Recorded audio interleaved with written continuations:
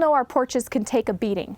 When it comes time to evaluate your maintenance project, you'll want to see if you can get away with just pulling up 1 or 2 boards and replacing them with new, or perhaps it's time for an entirely new porch deck. If you opt to just replace a few boards, start by using a skill or reciprocating saw and set the blade depth. This is very important since you do not want to cut into the skids or the insulation below the decking. Make the 2 cuts down the length of the pieces you are replacing. It's okay to cut the tongue off the boards you are removing. This will make the boards pop out easier. Next, take out the screws. They may be either face or blind nailed. If your deck is tongue and groove, the screws will probably be blind nailed. The boards should be ready to come out. You can use either a pry bar or even a sledgehammer to knock the boards out, whichever is easier for you. Take a quick look to see if any additional nails need to be removed. Sweep or vacuum any sawdust or other debris out before you replace the board. Using a sledgehammer, start to wedge in a new board. Make sure to cut the board extra long because it may split and break at the end while you are pounding it into place. Once in place, it is time to varnish. This is done with polyurethane with UV inhibitors in it. Put it on thin and let it dry for about 6 to 8 hours. Rub the board down with a scouring pad to remove any loose wood particles. Then use a tack rag to pick up any dust.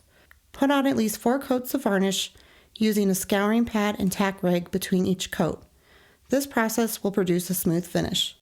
Don't worry about the new varnish looking brighter than the old. In about a month or so, it will look very similar to the rest of the floor. The last step is to put down anti-slip tape.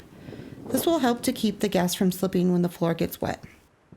You may determine that the floor does not need a full replacement and a good sanding and refinishing will get the job done. Whether your problem area is on the porch deck or the interior cabin floor, the process is the same for the tongue and groove floors.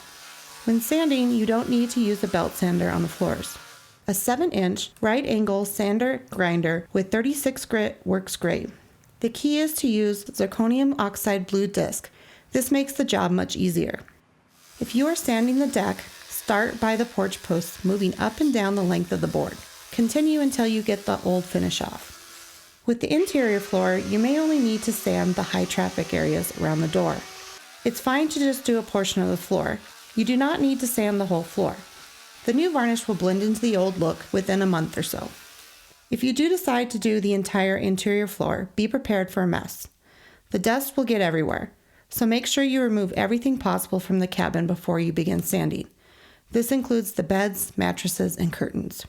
To clean up the dust after sanding the entire floor, it may be easier to wash down and let it dry for a few days. Once the sanding is complete, it's time to varnish. Use the same process we did earlier in the video. Varnish, scouring pad, tack rag, and repeat about 4 times. Replacing the porch decking, sanding, and staining the floors will make your cabin look years newer. If you have any additional questions about repairing and replacing decking and the interior floors, including specific materials and products that are recommended, please contact Prairie Craft Specialties or the KOA Home Office.